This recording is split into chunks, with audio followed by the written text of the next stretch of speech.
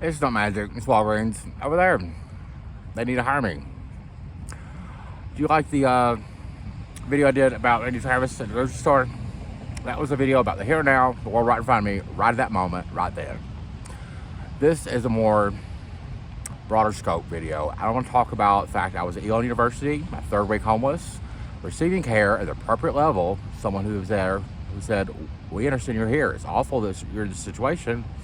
We're going to try to do something we can to make sure you're in the best spot as soon as we can." And then I was thrown off campus because my father went to January 6th. That was the only reason I was thrown off campus. I'm wearing this coat because the man who gave it to me was homeless. He's not doing too well right now. We need to pray for him. It's his health. What I want to talk about, mainly, I've got $170 to eat on the rest of this year, plus 5 more days. Now, there's the food bank, but can't be guaranteed. Food bank food will end up in my belly.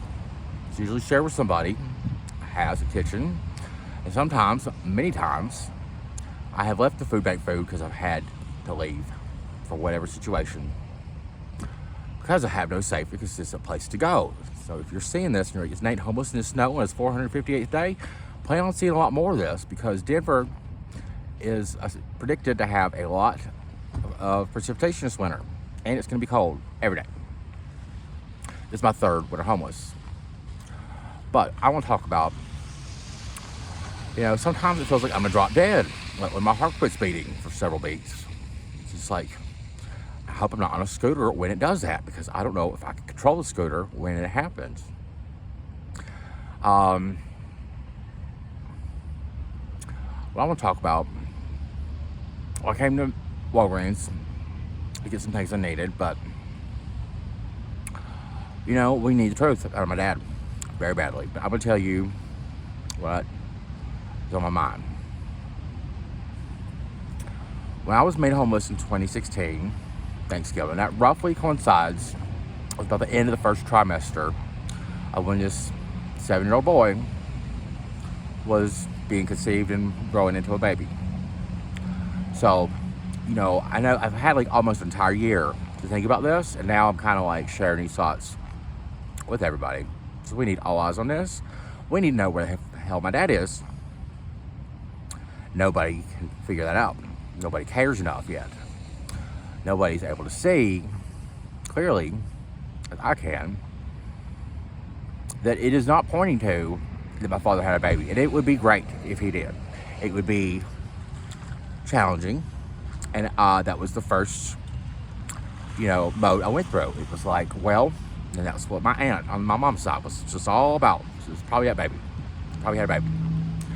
Well, don't you think it's peculiar? Almost a year's went by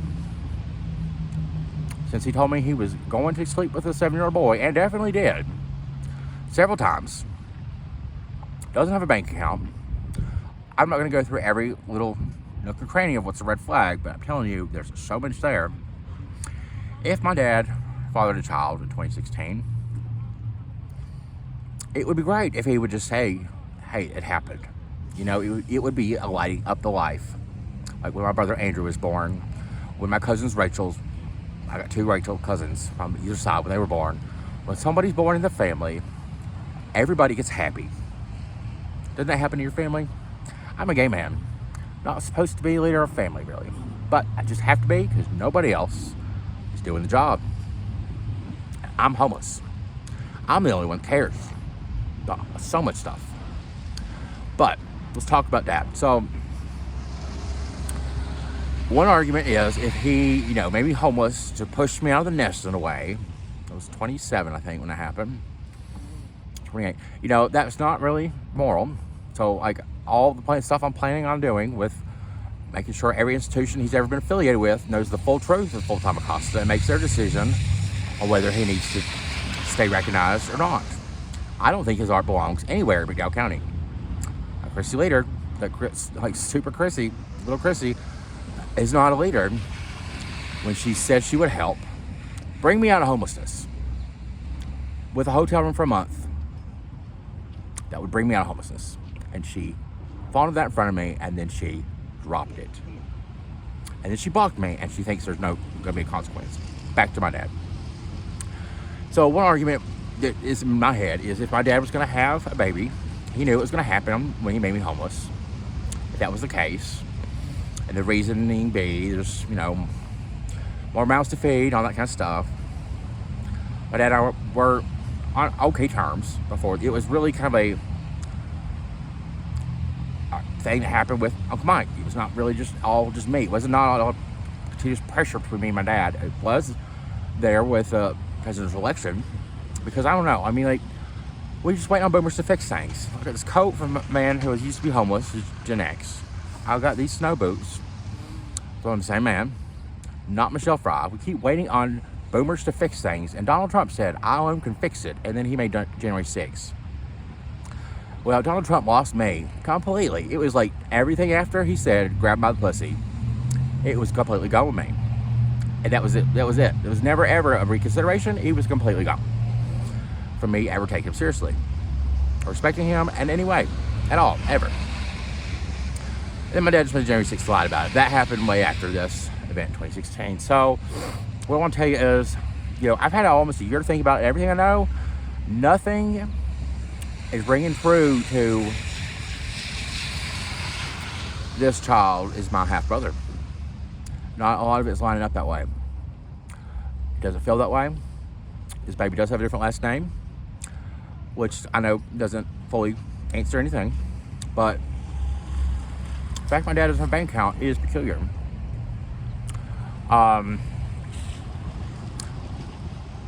Let's see, what else do I want to say in this video?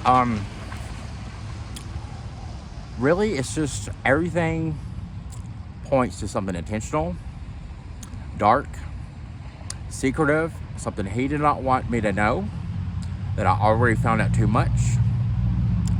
Why he told me he was going to go have a sleepover and why he had the audacity to do it, only way I can wrap around my head is he thought I'd come back so distraught from being homeless that I wouldn't care or question that.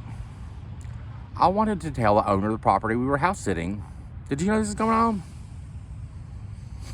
He already shut her up. So, and it happens. My mom in 97 got a former sheriff to stay silent during the divorce. So things happen. I'm just Space Jam. Anyway, nothing really points to.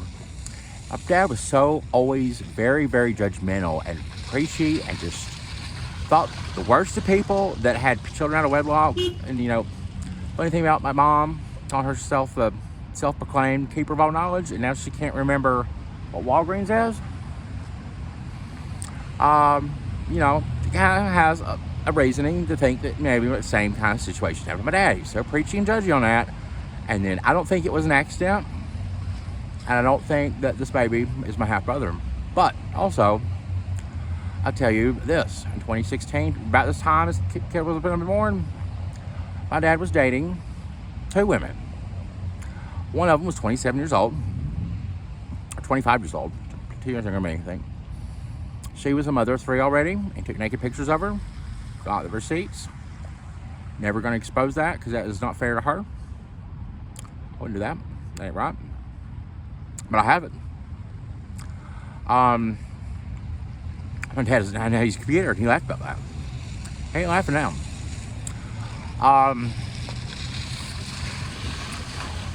But this baby does not come from her.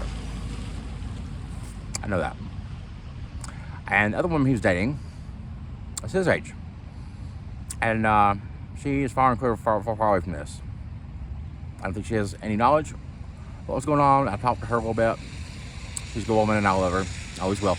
There ain't nothing in the Bible that tells you when your parents fall out of love, whoever they fell in love with after they're your parent, you gotta quit loving them. And until God comes back and makes a commitment on that, I ain't gonna stop loving my stepdad that I grew up with. And I ain't gonna stop loving the woman he dated forever. She's a good woman. We need her. We need her in his family. But I understand her reasons for leaving. Quite frankly, nothing really points to my dad. There's not enough evidence. Nothing very clear that it's that way. It points more now, after thinking about it for about a year, something dark, dirty, something McDowell County Schools should be like calling me and saying thank you for telling us about this. But no, I'm getting blocked by Karen Phelan. Anita Hall is worried about her grieving her dead husband or something. I don't know why nobody in McDowell County is in charge, because I've already talked to Cecil Patterson. He said he's sorry for my situation. It's like this doesn't affect all y'all. It's just the largest mural in the state, and so many more in the kids' schools and other murals, and like pretty much every curve turn, every 5 minutes down the road, you're gonna see something about Tom Acosta in the Free State of McDowell. Poverty porn journalists just love. Like, I can't tweet to them. I haven't already. You don't know what's going on, do you? I mean, I'm just homeless in the snow, about to die, and then sometimes I feel like Celine Dion in that Power of Love song. The feeling that I can't go on is light years away. It's so peculiar. So something is about to happen. I'm gonna end this video, but I'm telling you again, as many times as I need to, something ain't right with my dad, apart from the fact that I'm mad at him. I'm also the family leader. You can put yourself in another shoe. When I was in Boy Scouts, someone became an Eagle Scout, we'd have a big sit-down talk. They'd be like, John's not no longer just your friend. He's also more of like a leader now. So like, it's more serious than that. Way more serious than Chrissy White getting promoted, not helping me, thinking that was gonna be cool. So anybody watching this for the first time, you check out Tom Acosta. Something ain't right. Clearly, I'm dying out here in the snow, being homeless. Not much to live on. Tried to go back to work yesterday at a work fair. Check this out. Separate from my dad, okay? This is the closing thing. I was going to go to work. Two things you need to know. Homeless shelters here are full right now, max capacity, because the government has sent immigrants here. There is an immigrant center station opening, but they had to hire workforce to man it and staff it, be there for them. They had a work fair that I was going to go do, and I thought, what a wonderful blessing this could be, if I could work at the immigrant center, helping people that are in a very desperate situation. I'm American, I can welcome them to America. But they actually filled all positions unexpectedly. As I was getting ready to leave yesterday to go to this event, it was canceled.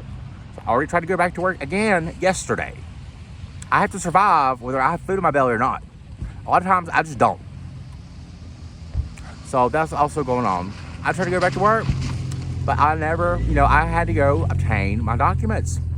I had to get a resume. I had to be professional and ready to go back to work. I still didn't get that opportunity. It never came through. Like so many others, like Walgreens, like Chipotle, Sam's Club. I don't have a home. Think of all the challenges I'm under all of the time. And just because you tell me you take care of yourself, you stay warm, that is not enough. That is the insult. How do I stay warm? It is only me out here. And the people I meet along the way, one of them is moving out of the state. He couldn't help that, and I wish the best for him. I'm going to help him pack. But I have nowhere to go after that. Things are think about all the help anybody's ever given me. What has it led to? I'm alive right now, and I'm telling you the truth. I'm nowhere near any homelessness at all. At 458 days, not a step closer to it, really, than I was the day I became homeless, or on January 6th, or in 1998, when my parents separated, and immediately I was entered into a fear of housing insecurity. Strange how that was. I just was like, I'm gonna go homeless. I was always afraid. 1998, 2008, recession, interning for free. 2009, I'm the only income earner after college in a two-man household. Stevie lost his job. The company went up in smoke like Lehman Brothers. Wasn't his fault. Oh yeah, I've been housing insecure this entire time. Worried about it, fretting about it. And you got people like Lil Chrissy who just says, sorry you're homeless. And then we got people like my dad, who's the worst.